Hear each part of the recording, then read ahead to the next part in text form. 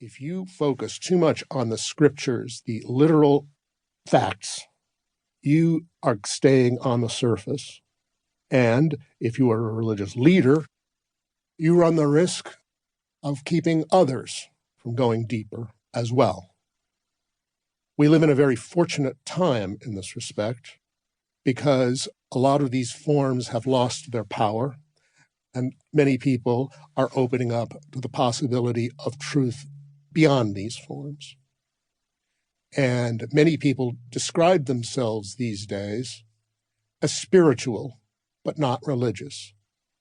That means to say that they have some intuition of this greater depth, but are not really quite satisfied with the forms that they're presented with. Another very striking thing has to do with science, because science, as it's usually presented, often pretends to be the whole truth. And it isn't. It's actually a very limited form of inquiry. And to pretend or assert that everything we know can be summed up in some way scientifically is a very, very great error. And it has caused as much suffering as all the religious persecutions and wars have done. There is a deeper reality, and I would like to help you explore it.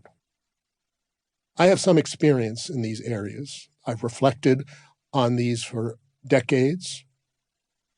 I've written 11 books, spoken to many people. So I have some insights, and I'm willing to share them with you. But I cannot pretend that I'm going to be telling you the whole truth, because I don't know the whole truth. Nobody knows the whole truth. The whole truth is vaster and more sublime than our minds can approach. But we can approach it a little more closely than we may have.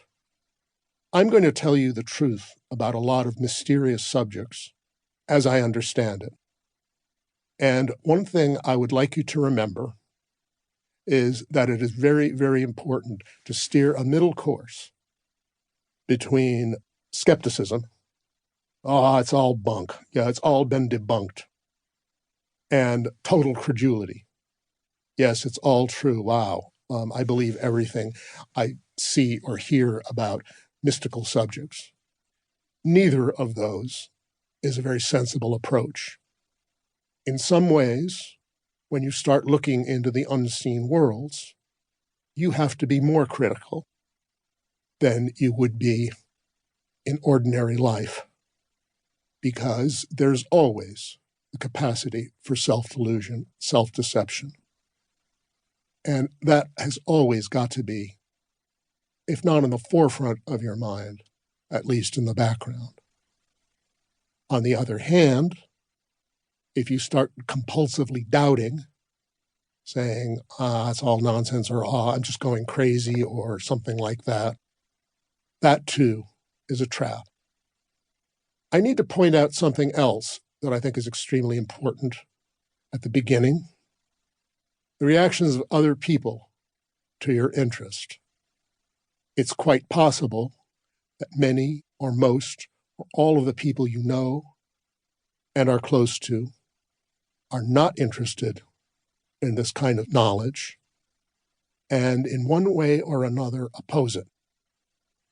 You may have hyper-religious people in your life who insist that their way is the only way, and if you don't follow that, you're going to fall into the clutches of the devil. Well, we will talk about the devil in a later segment and what the devil might mean. But you may well find people around you are unsympathetic. Many people, most people, and this is true of me as well as most of the other people I know who are interested in, most of my friends are simply not interested in these things. I'm talking about people who are far better educated, just as intelligent, far wealthier, far